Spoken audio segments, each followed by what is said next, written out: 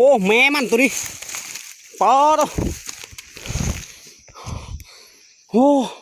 โดดกลับมือละสำนั่นครับ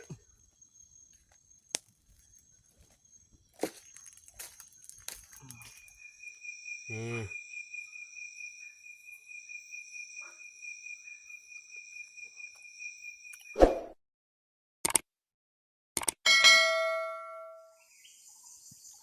กับทักทายสบายดีและก็สวัสดีFC ทุกท่านนะที่เข้ามาติดตามและก็รับชมยินดีต้อนรับเข้าสู่ซองเบาผมมาบ้านหน้ามันนี่ก็ไปหาละแรงพี่น้อยเสียงนกน้อยห้องแซวๆนะสิถืออาวุธแบบล้าสมัยกระถุนแห้งซูส โอ้ยไม่มีอาวุธพี่น้องเอ้ยเพราะว่าเอามาไม่ได้นะอาวุธพระเจ้าอยู่แต่เฮือนอยู่แต่บ้านนู้นเดินทางมาไกลนี่แหละไปเลาะมันก่อนว่าเขาว่าไก่กะมันไม่ได้รักคืออยู่บ้านหูนึงเอาขอให้จอมเอาไปกับกระถุนยิ่งเอาก็ได้ขันเห็นนะขันพองั้นแต่มันบีพอแหละไปพี่น้อยไปติดตามรับชมน้ำเดียวแหละว่าเราได้อยู่แล้วนะไปกับหัวหน้าหาหัวหน้าเพื่อนอ้อตำลังเดี๋ยวค่อยสิเลาะไปเจอหัวหน้าเลยเพื่อนอ้อตำลังค่อยไปก่อนนะไปหาเบิ่งก่อนกำลังไป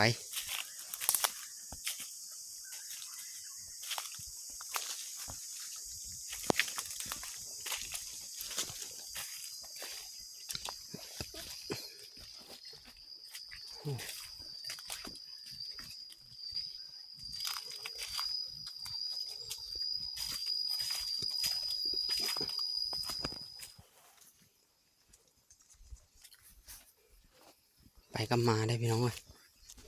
ไปหาไล่เล่นทางเส้นนี้ก็เคยมาจุ๊บจุ๊บจุ๊บไหมจุ๊บจุ๊บ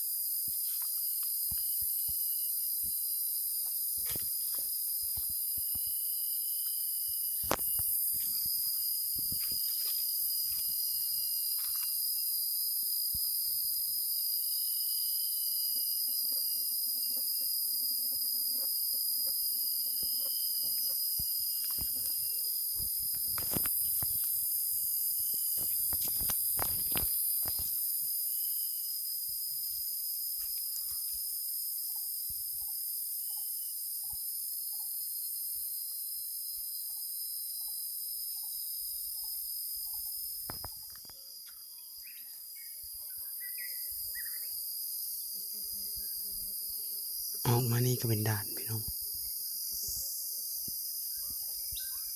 ยังมีเห็นไปเลยอยู่ได้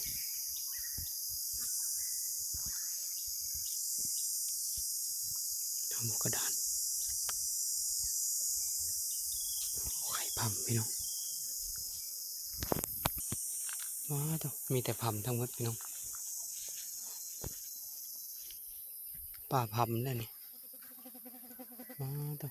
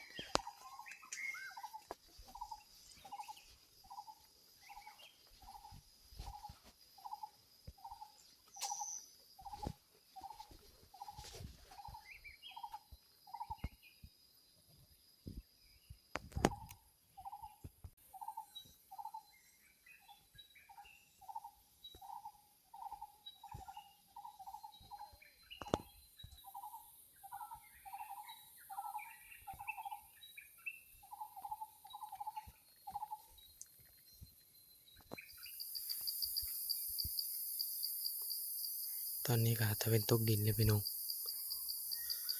โอ้ยเรามาเสือบอลก่อนยังเห็นมีแววไปเลยอยู่พี่น้องเห็นนกกระโตงโคกที่นี่มันอยู่ชูยิงกันไม่ได้จะหดแก้วเลยเลยโอ้ยไม่มีอาวุธนะพี่น้องมีอาวุธนี่บ่อาวุธลุงพัดให้เขาคอแล้วลุงให้ลุงว่าเลยบ่เห็นเจ้าของเลยบ่ได้มีอาวุธถ้ามันถือมาง่ายค่อยถือมานำเลยนี่ไปเรามาบอลพี่น้อง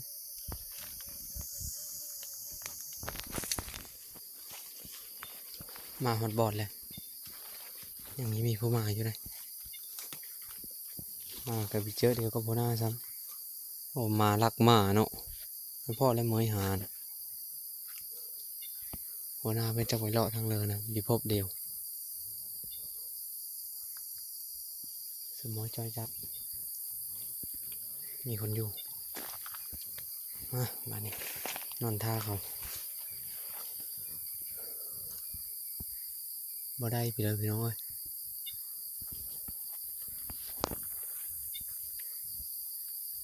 มันได้ไปแล้วเนาะเอากระทุนไปหายิ่งหัวหน้าเพิ่นกะมาแล้วได้กำลัง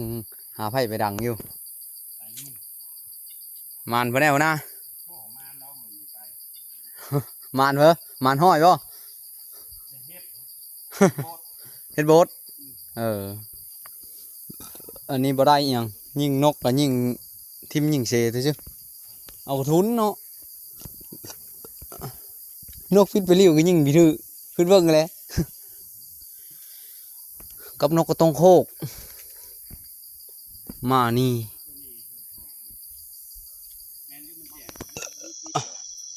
ป่ะแบบนี้นังทาลุงมากอะสมอยอยู่ได้เราไม่ทันได้มานี่ก็เด็กเลยพี่น้องเอ้ยเอาไปหากันไปกับหัวหน้า2 คนเพราะว่าโมเมนต์ดงแก้วเจ้าของละบุกล้าไปผู้เดียวเลยเลย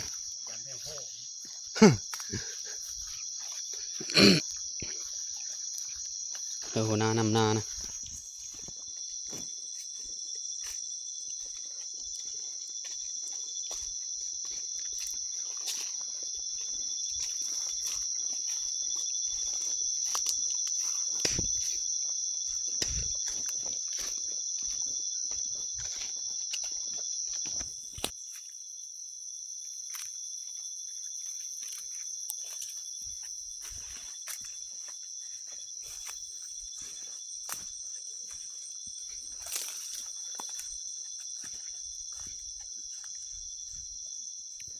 มานี่ก็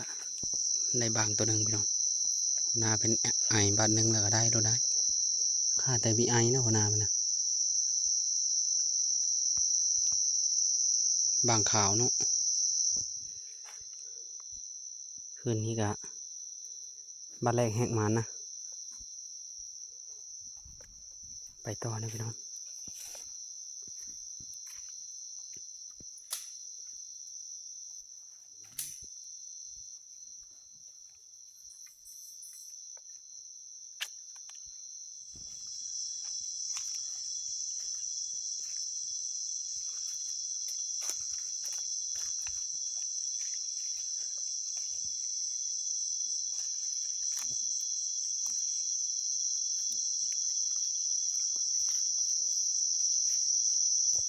เอามาใส่ปลาพำนี่ไปใส่ปะมาถึกฉันบอกก็คือมาถึกข้างนี้ได้ยิงกบเมื่อกี้นี่โอ้ไปซ้ำคือว่าถึกคักแน่มาเป็นอย่างยิงบนนี้แหละยิงกบเลยพี่น้องอยู่ปลาพำนี่เลยกบตัวใหญ่ได้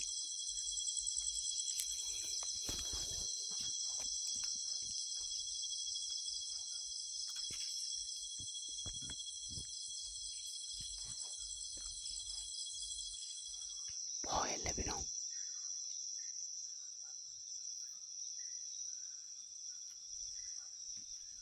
เห็นเอากระโตมันนะ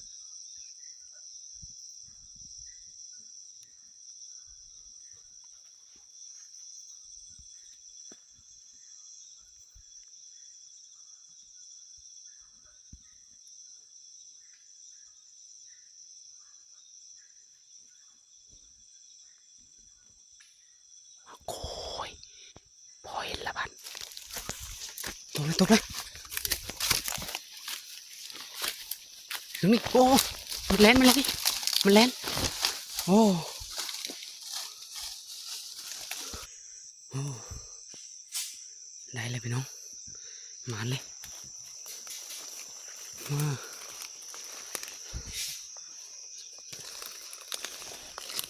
สีมือหัวหน้าล้นๆเลยนี่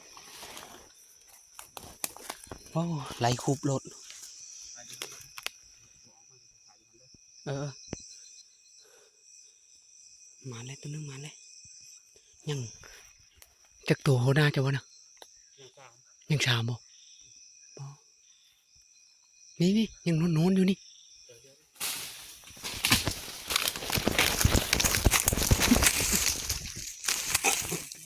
โอ้แม่มันตัวนี้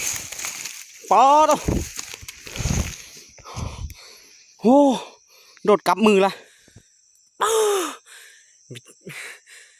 มีคำสีว้าวตัวนี้แม่มันหัวหน้าเอ้ยตัวนั้นลูกมันแม่มันตกกำลังพี่น้องเอ้ยนัดเดียวได้นี่นัดเดียว2 โตเลยพายเย็ดเพิ่น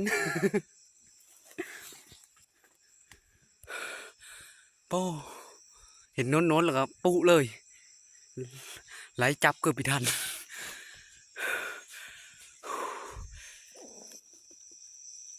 นี่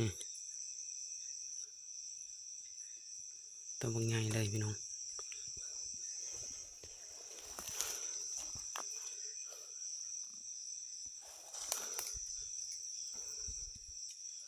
บาทเดียว2 โตหัวหน้าเห็ดมันครบมือคอยกินนี่มีเฮาแค่ไหนพี่น้องมันบลุ้นเอามันเพราะว่ามันกระตับกับเล็บนี่ค่อยไหลคุบเอานะฮันตกลงมาแล้วมันอยากแลนนะค่อยไหลจับละพอดีมันว่ายมาแล้วก็ฟาดมือค่อยเลย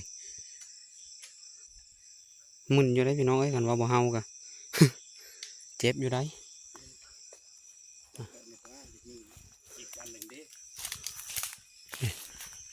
2 ตัวเสียงตาหุ่นหูอยู่พี่น้องนะตัวนี้ก่อนนี่นะตัวต่ำนี่มันอยู่นำกันเลย2 โตนี่นะอยู่นำกันบ่คือว่าตัวหนึ่งอยู่ถึงบ่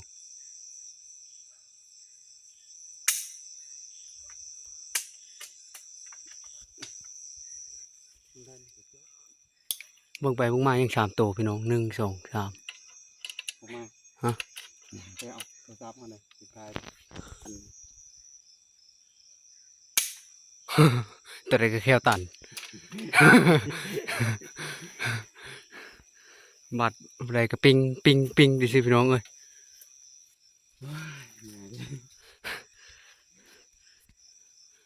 โอ้อาวุธก็บ่เป็นใจให้พี่น้องเอ้ยในแต่นังคอยเบิ่งพี่น้องนะเห็นนะ สะออนมันพี่น้อง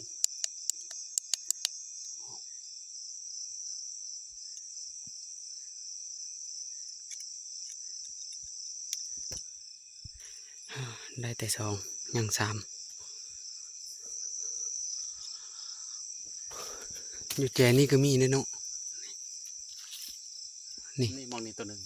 นั่นนี่แล้วก็นี่ตัวหนึง นี่เพิ่มตัวหนึ่ง ตัวนี้อย่าเบิ่งไผเลย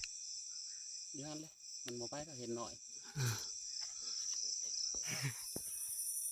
2 ตัวหนังอยู่ดีแบบนี้ ป่ะมือพี่น้องเอ้ยเฮ็ดไปเลยมันไม่ได้แล้วได้แต่ค่อยคัดข้างนี่แหละเพราะว่ามันมีเป็นอกเป็นใจแล้วอาวุธกะพอดีได้ถือคนละโตพี่น้องเอ้ยมาฮอดบอลบอลพักเลยพี่น้องเห็นลาบเลิศบ่หัวหน้าเห็นว่าเห็นลาบเลิศแซ่บได้ลาบเลิศเห็นค่อยก็ยังบ่เคยลองเลยยังไม่เคยลองกี่เถอะเบิ่งหัวหน้าเพิ่นเฮ็ดสุกิน เอาเขาว่าให้ตัวเห็ดทุกิน เห็นแล้วย่าง3 ตัวพี่น้องเอ้ยมีปัญญาเอา ได้พากันแงน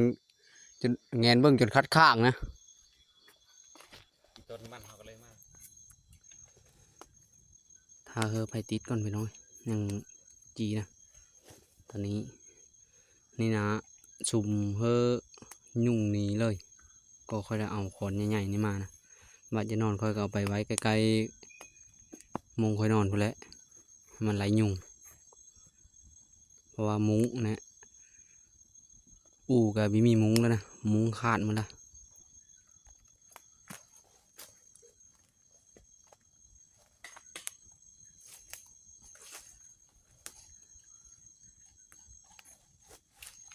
มาบาดนี้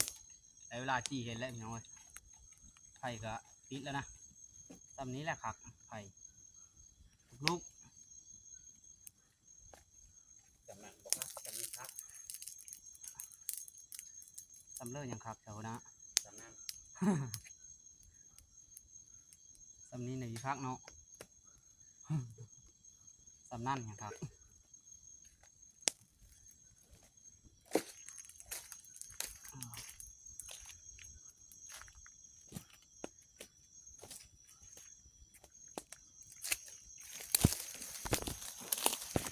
สูตรเป็นนี่บาทนี้ ฆ่าได้บอกปิงซ้ำล่าก็เลยจากแปะฆ่าแล้วกับนั่งไผ่ขึ้น ปีนคำลาไว้เนาะ อาจจะบดงามมากการบอกเอาบอดังไผ่ขึ้นเอามีเลยได้บดงามหันเลย นี่นะไว้ที ตั้งมาทีนี้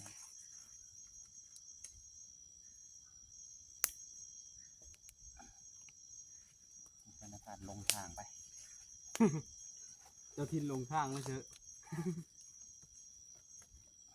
บดจักในซิว่าวดอกเลย คนหนอกไปหาเสียเปรียบเด้อ เนาะ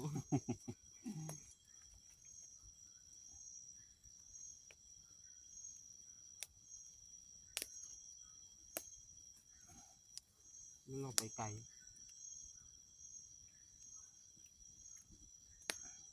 แล้วเราไปเลาะบนดานบนละเวานะเราสิพาไปมื้ออื่นนี่เด้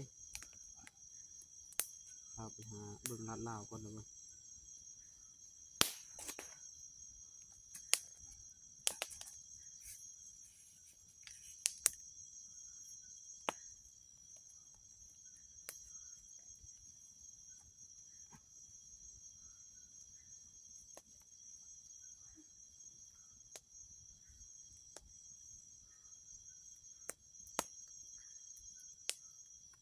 เลือดแตะอะไร ไม่ใช่เป็นเสืออาบเลือดนะเลือดอาบเลือดตัวหน่อยเป็นเลือดยังบ่ออกเลย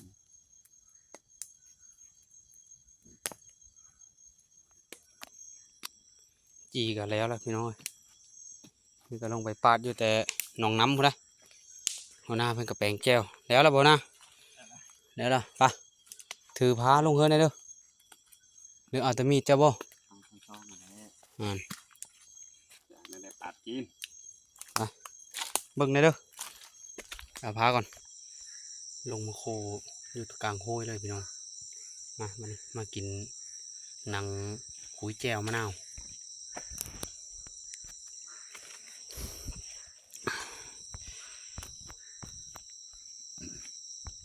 ไปเสียวะ มีไอเชอร์คุยก่อน ขอลองก่อนคำโอ้พักไว้มีข้าวโพดเลยเนาะ หลอกเอามัน หนังคุยแจ่วพี่น้อง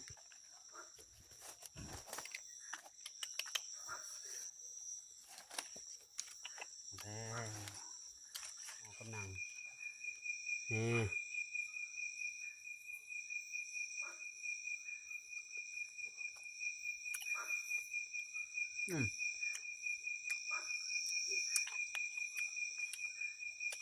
พัก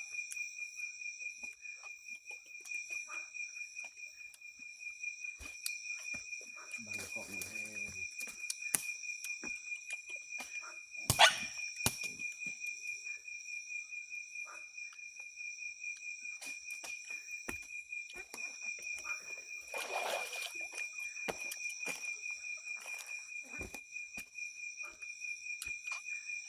เป็นได้พ่อมาขากบ่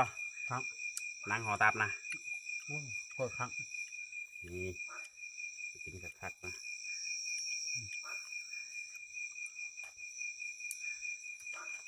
แจ่วสมสำเนาะแจ่วมะนาวอย่างดีเลยวันนี้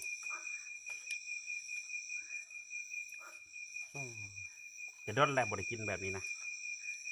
เอาบัตรคักๆเบิ่งเนาะ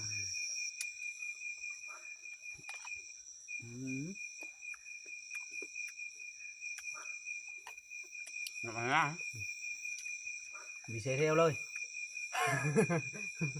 นั่นล่ะรีบบ่ได้มันหาโตนะ น้ำมันหน้าเด้ โอ้หลังหินนะเจอนะหลังหินนี่นี่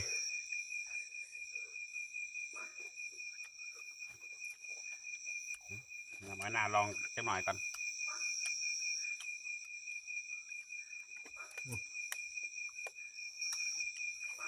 แต่ข่าวก่อน แค่แมนบดปืนบดติดปัญหายังสิเนาะว่าอะไรครับเอาบดเอาอาวุธมา แม่เดินทางไกล เข้ากับเห็ดท่านแล้วท่านเนาะก็มาหายนี่กะ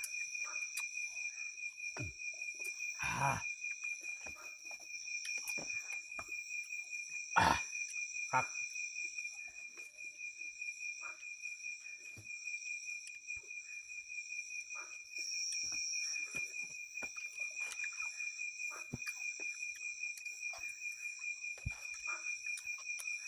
อาวุธเขาเห็ดท่านแล้วก็มาให้ลองเบิ่งมาลองเบิ่งกับมารในลีนะข้ามาก็ได้ไก่ป่าเนาะ แม่น ซื้อไปกับบอกเดียว มัน แหละ มันมาตั้งแต่ทำอิฐพูดแล้วนะ พอเห็น5 โตทวีตว่า4 โตได้เห็นมันเหี่ยงกันอยู่4 โตยิงก็ตกซอง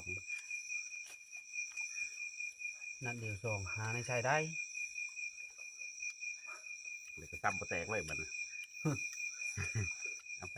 คืนให้เจ้าของเขาแป้ง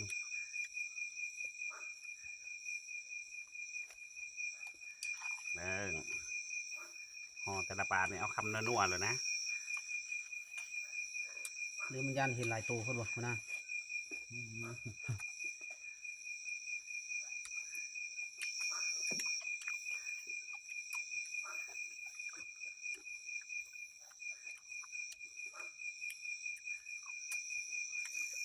น้ำผ่านบนจะไปหอไทยดอกมาเนี่ย เสียดายเนาะไม่ได้มาคาพดนำกัน นะเห็นหลับเลือดอยู่เด้ จงไว้ให้เพิ่นเลย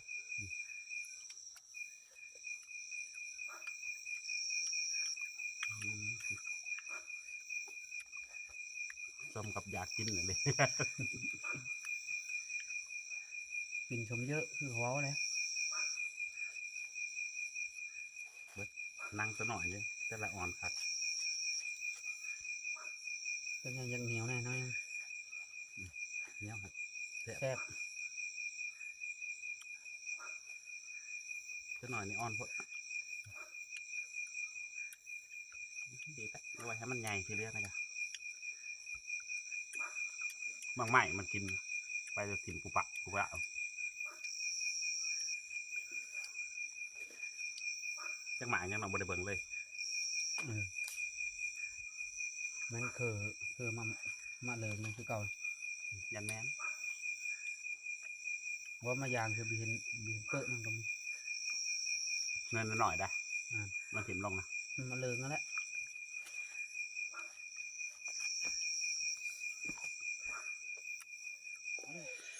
นี่ที่เลยนี่ก็ปิงสำลาไว้พี่น้องเอ้ยส่วนไซมันก็ปิงเสือลาบเลิศเลยกินนี่ก็นอนพักผ่อนเอาเหอะเพลงเลยตอนนี้ก็ทีมงานทำมาหมดแล้วนะลุงคอยกับมาเลยพี่น้องเอ้ยเราก็ไม่ได้พี่เลยได้พอเห็นเราก็เราบอกกล้าไอบอกกล้าไอใช่ อาจารย์เห็นครบ ถ้าเราไอใช่นี่ปะบ่เห็นกระโตเห็นพูดแล้ว โอเคและคลิปนี้ค่อยกะสิได้จบคลิปไว้สำนี้แหละขอบใจพ่อแม่พี่น้องที่เข้ามาติดตามแล้วก็รับชมเดี๋ยวเอาไว้พบกันใหม่ในคลิปหน้า